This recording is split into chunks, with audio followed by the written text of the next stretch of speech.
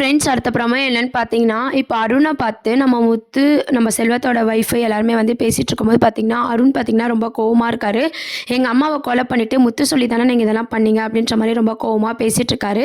இன்னொரு சைட் பார்த்தீங்கன்னா, நம்ம மீனாவும், முத்துவும் வக்கீல போய் பார்த்து செல்வத்த ஜாமீன் எடுக்கிற வேலையில வந்து ஈடுபட்டுருக்காங்க. இதனால பார்த்தீங்கன்னா, நம்ம அருணுக்கு மீண்டும் பார்த்தீங்கன்னா, நம்ம முத்து மேல ரொம்பவே கோவப்படுறாரு. "இதுக்கப்புறம் உன்ன நான் சும்மா விட மாட்டேன். என் லைஃப்ல எங்க அம்மாவே இல்லாம நீ பண்ணிட்டல்ல" அப்படின்ற மாரி ஜாமீன் கிடைக்கும்போது பார்த்தீங்கன்னா, நம்ம அருண் வந்து நம்ம முத்துக்கிட்ட பேச போறாரு. இதனால பார்த்தீங்கன்னா, தொடர்ந்து முத்துக்கும் நம்ம அருணுக்குமே வந்து பிரச்சனையா இருக்க போது. இதனால மீனாக்கும், சீதாக்கும் நடுவிலேயே வந்து ஒரு பிரச்சனை வரப்போது.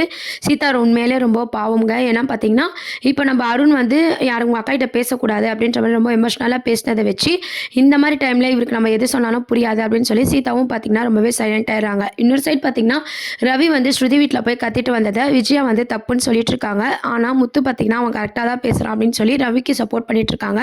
அதுக்கப்புறம் பார்த்தீங்கன்னா, நீத்து என்ன பண்றாங்கன்னா, இத தான் ஒரு சான்ஸ் அப்படின்னு சொல்லி யூஸ் பண்ணிக்கிட்டு, ரவிய வந்து மீண்டும் அந்த ரெஸ்டாரண்ட்லயே வந்து வேலை செய்ய சொல்லி கூப்பிடுறாங்க.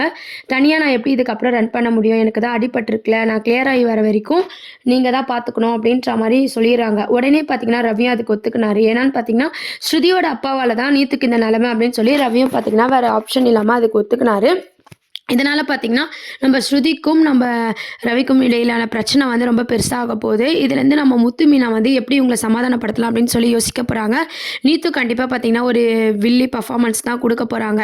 ஏன்னா, நீத்தோட கால வந்து நம்ம ஸ்ருதியோட அப்பாவே உடைச்சதுனால, இதுக்கப்புறம் அவ எப்படி வாழலாம் பார்க்கலாம் அப்படின்ற மாரி நீத்து வந்து யோசிக்க போறாங்க.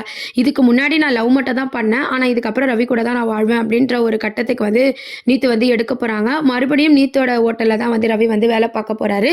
அதுக்கப்புறம் பார்த்தீங்கன்னா, செல்வமும் ஜாமீன்ல கிடைச்சிடுது. இப்ப நீத்துவும் பார்த்தீங்கன்னா, ஸ்ருதியும் ரவியும் சேரக்கூடாது அப்படின்னு சொல்லி நினைக்கிறாங்க. இதெல்லாம் தாண்டி அப்படின்னு பார்த்தீங்கன்னா, நம்ம மீனா ஃபேமிலியும் வந்து ரொம்பவே கஷ்டப்படுறாங்க. என்ன நம்ம சீதா அக்கா வாழ்க்கையும், மீனா அக்கா வாழ்க்கையும் இப்படி இருக்கே அப்படின்னு சொல்லி ரொம்பவே சந்தோஷப்படுறாங்க. அதுக்கப்புறம் பார்த்தீங்கன்னா, ரோகிணியோட கேஸும் வந்து வருது. வழக்கம் போல பார்த்தீங்கன்னா, ரோகிணி வந்து பொய் பொய்யா சொல்லிட்டு அவங்க டேலண்ட்ட வந்து வெளிப்படுத்தி தான் வந்து பார்த்தீங்கன்னா, விஜயா மேல தான் தப்பு இருக்கு அப்படின்ற மாரி சொல்ல போறாங்க. நம்ம மனோஜ் மனசுல எப்படி இடம் பிடிக்கலாம் அப்படின்னு சொல்லி ரோகிணி ஒவ்வொன்னும் ட்ரை பண்ணிட்டு இருக்காங்க. என்ன ஆக போகுதுன்னு சொல்லி வெயிட் பண்ணி பார்ப்போம். இதெல்லாம் தான் அடுத்த ப்ரோமோவா இருக்கு. தேங்க்ஸ் ஃபார் வாட்சிங்.